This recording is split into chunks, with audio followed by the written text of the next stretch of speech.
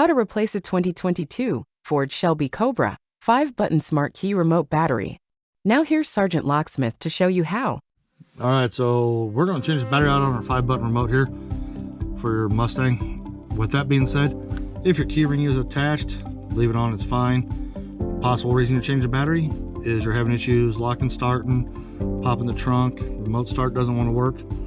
Don't worry, move emergency blade, set to the side, and if you look, you have this bigger indentation right here compared to where the blade is. I like to use a flat tip, put the flat tip in, and just twist it. You notice the back cover pops up. Pull from the top down, and you notice the battery wants to come out. It's a 2450 battery.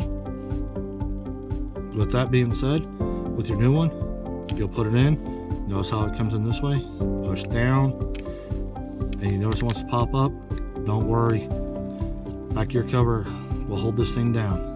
If it does that, go and put the back cover on, snap it into place, put your emergency blade back in, and there you go. You've changed the battery. If you would, give me a thumbs up, comment down below if the video helped you. Thanks again for watching.